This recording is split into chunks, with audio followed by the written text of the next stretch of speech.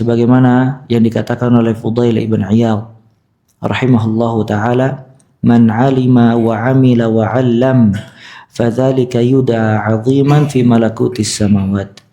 Barang siapa yang menuntut ilmu syar'i kemudian beramal dan mengajarkan ilmunya, maka dia akan diseru besar oleh penduduk langit. Dan Allah Ta'ala memerintahkan hamba-hambanya untuk berdakwah di jalan Allah Subhanahu wa Ta'ala. Allah berfirman, ud'u ila sabili rabbika bil hikmati wal mau'izatil hasanah wajadilhum billati hiya ahsan. Berdakwalah menuju jalan Allah Azza wa Jalla. Dan dakwah ini memiliki sarana yang sangat banyak, seperti mengisi kajian, munaqasyah, berdiskusi, tanya jawab, khutbah, tulisan, dan yang lainnya. Disuruh oleh Allah, ud'u ila sabili rabbik. Berdakwalah menuju jalan Rabb kamu dengan hikmah, dengan peringatan yang baik, dan debatlah mereka dengan cara yang terbaik.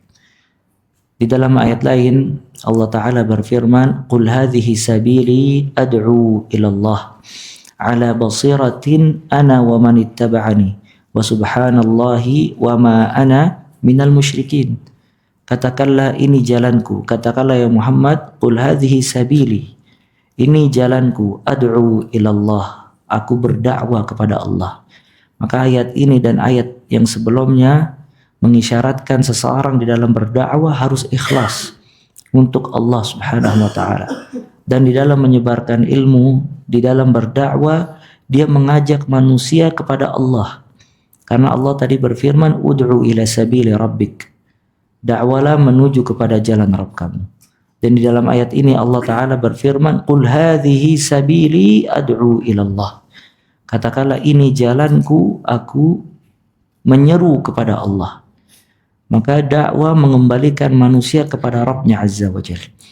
Bukan menyuruh manusia untuk mengikuti perkataannya, mengikuti dirinya, mengikuti ormasnya, mengikuti yayasannya, pendapatnya. Tapi dakwah mengembalikan manusia kepada penciptanya, yaitu Allah Azza wa Jalla. Ya, maka dakwah taqribul khalq ilal khaliq, mendekatkan makhluk kepada penciptanya, yaitu Allah Subhanahu wa Ta'ala. Dan da'i hanya wasilah, dia perantara. Dia perantara di dalam menyampaikan ayat-ayat Allah dan sabda-sabda Nabi Muhammad sallallahu alaihi wa alihi wasallam. Qul hadhihi sabili ad'u ila Allah ala basiratin.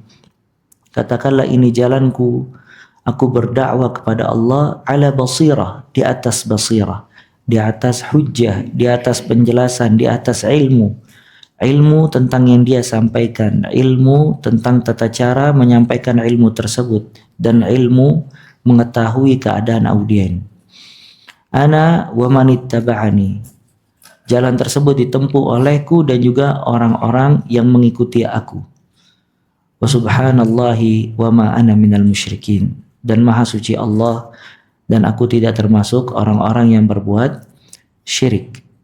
Ya, dan berdakwah di jalan Allah itu kiat untuk seseorang terlepas dari yang namanya al-khusran, kerugian. Karena pada dasarnya manusia semuanya merugi.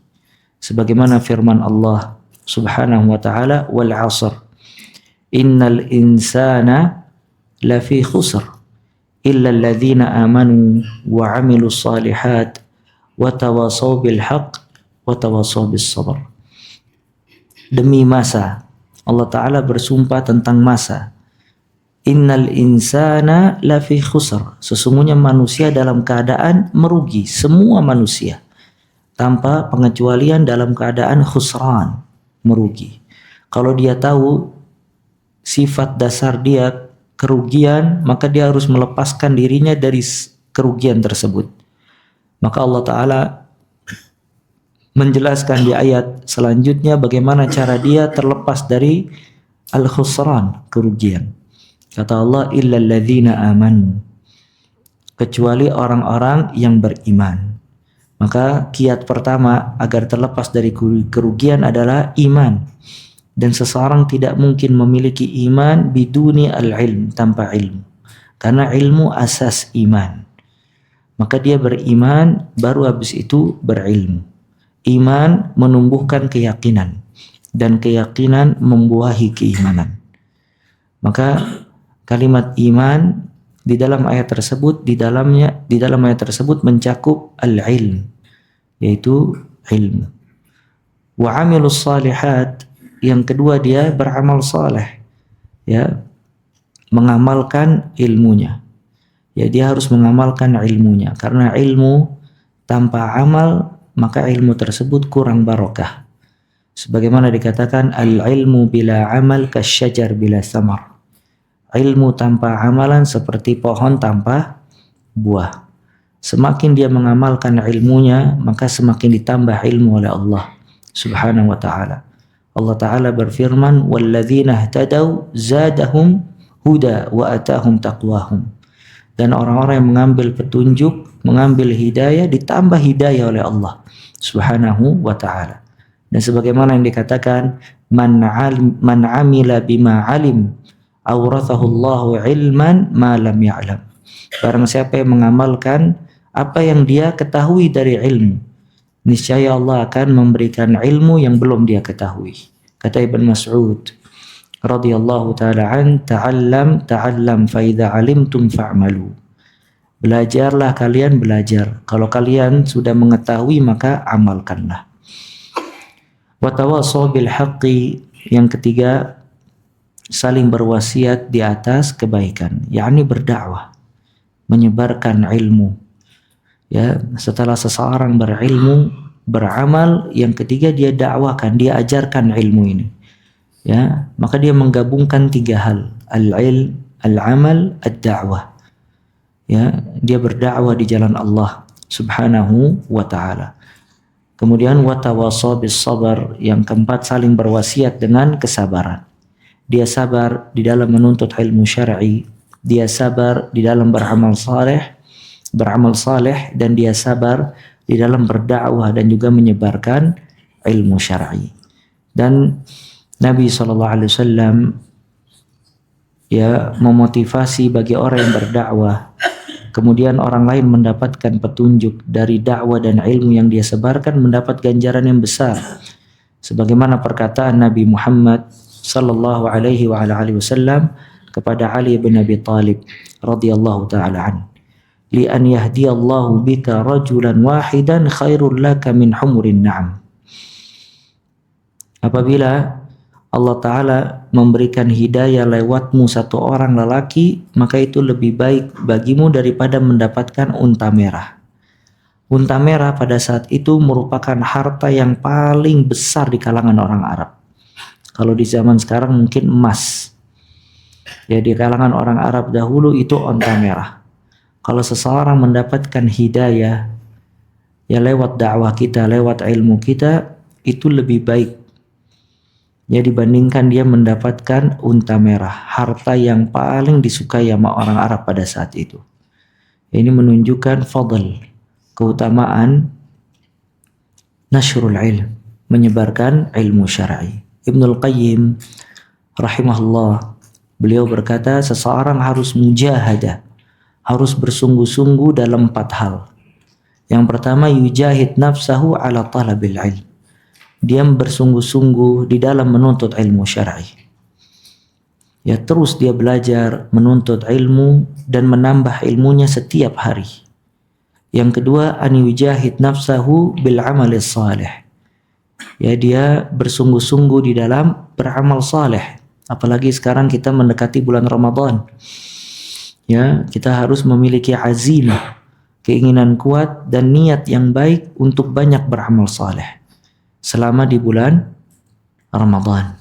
Dan semoga selepas dari bulan Ramadan, amalan-amalan tersebut menjadi sebab penggugur dosa kita dan tajdid, memperbarui iman kita dan semangat kita di dalam beramal saleh. Kemudian yang ketiga, an yujahid nafsahu ala da'wah ilallah. Bersungguh-sungguh di dalam berdakwah di jalan Allah Subhanahu wa ta'ala. Semangat bersungguh-sungguh dengan mengharapkan pahala dan ganjaran di sisi Allah Subhanahu wa ta'ala. Kemudian yang keempat, an yujahid nafsahu ala sabar. Dia bersungguh-sungguh di dalam bersabar. Sabar di dalam menjalankan perintah Allah. Sabar di dalam menjauhi larangan-larangan Allah. Sabar di dalam menerima semua keputusan dan takdir Allah Subhanahu wa ta'ala. Begitu juga dia sabar di dalam menuntut ilmu syar'i. Dia sabar di dalam beramal saleh. Dia sabar di dalam berdakwah, ya, dengan mengharapkan pahala dari Allah Subhanahu wa ta'ala. Ya, Ibnul Jauzi rahimahullah, beliau berkata, "Man ahabba alla yanqati amalahu ba'dal maut falyanshur al-ilm." Barang siapa yang ingin atau barang siapa yang menghendaki amalannya tidak terputus setelah dia wafat, maka tebarkanlah ilmu. Ya, maka ilmu ini umur kedua manusia. Baik yang dia sebarluaskan atau kitab yang dia karang kemudian dia tinggalkan bagi umat, atau kajian-kajian yang disebarluaskan dan didengar kembali oleh kaum muslimin, maka itu umur kedua manusia. Manusia ini akan wafat. Cuman ada manusia wafat terputus semua amalannya. Tidak ada yang dia bawa kecuali amalan yang pernah dia amalkan selama dia hidup. Namun di sisi lain ada manusia dia wafat tapi dia memiliki umur kedua. Dan itu yang disebutkan oleh Allah athar, bekas-bekas amalnya. Artinya dia wafat tapi seolah-olah masih hidup. Ya, dengan ilmu yang dia sebarluaskan, dengan kajiannya, dengan tulisannya, dengan catatannya dan seterusnya. Ya, maka benar perkataan Ibnul Jauzi rahimahullah, barang siapa yang menghendaki amalannya tidak terputus setelah dia wafat, falyanshur al-ilm. Maka dia sebarkan ilmu syar'i ini. Karena ilmu ini warisan Nabi Muhammad sallallahu alaihi wasallam. Bahkan warisan seluruh para nabi.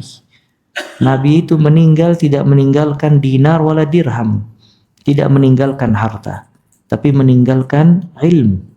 Maka kalau dia wafat, dia menyebarluaskan ilmu, dia menyebarluaskan warisannya para nabi. Sebagaimana sabda Nabi SAW, "Innal anbiya lam yuwarrithu dinaran wala dirhama, innama warrathul ilm." Sesungguhnya para nabi tidak mewariskan dinar dan dirham, tapi mereka mewariskan ilmu. Faman akhadaha akhadha bihadzin wafir. Ya, innal anbiya lam yuwarrithu dinaran wala dirhama innama warrathul ilm. Sesungguhnya para nabi tidak mewariskan dinar dan dirham, namun mereka mewariskan ilmu syar'i.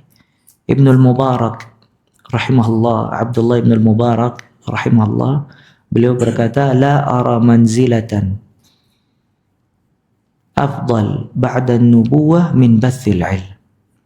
Aku tidak melihat kedudukan yang lebih besar setelah kenabian, melainkan dari menyebarkan ilmu syar'i. Kedudukan manusia yang paling tinggi itu para nabi. Ya, manusia yang paling tinggi kedudukannya al-anbiya, para nabi. Karena para nabi ini mustafa. Innallaha astafa minal malaikati rusulan wa minan nas. Allah Ta'ala memilih, mustafa itu pilihan. Allah memilih dari kalangan para malaikat dan manusia yang menjadi rasul, dipilih oleh Allah. Ya, makanya derajat tertinggi manusia itu nabi. Ya, baru habis itu yang selanjutnya orang-orang yang mengikuti atau melanjutkan estafetnya dakwanya para nabi. Maka ini maksud dari perkataan Abdullah ibn Mubarak rahimahullah, "La ara manzilatan ba'da an-nubuwah afdal min bathil ilm." Aku tidak melihat kedudukan yang lebih utama setelah kenabian dibandingkan menyebarkan ilmu. Karena menyebarkan ilmu itu melanjutkan estafetnya dakwanya para nabi. Maka orang yang menyebarkan ilmu, dia mengambil atau melanjutkan tugasnya para nabi. Dengan itu dia mendapatkan kedudukan yang besar kalau dia ikhlas mengharapkan pahala di sisi Allah Subhanahu wa ta'ala. Maka ada satu riwayat dhaif, cuman maknanya benar. ulama'u ummati ka anbiya'i Bani Israel. Ulamanya umatku itu seperti para nabi dari kalangan Bani Israel. Ya, karena Bani Israel sebagaimana disebutkan di dalam hadis, yashusuhul anbiya, tidak pernah terputus dari nabi. Ya, Bani Israel dia umat yang diutamakan oleh Allah Azza wa Jalla. Salah satu keutamaannya tidak pernah terlepas generasi mereka dari nabi. Setiap ada nabi yang wafat diutus kembali nabi untuk mendidik mereka. Nah, cuman umat ini nabinya hanya satu, yaitu Nabi Muhammad sallallahu alaihi wasallam. Maka yang menjalankan estafetnya dakwanya Nabi sallallahu alaihi wasallam ulama. Maka ulama dari satu zaman ke zaman yang lain, dari satu generasi ke generasi yang lain, ya, pada umat ini itu seperti para nabi di kalangan Bani Israel. Dia mengembalikan umat ke jalan Allah Subhanahu wa ta'ala. Maka ini fadl nashril ilm, keutamaan menyebarkan ilmu syar'i.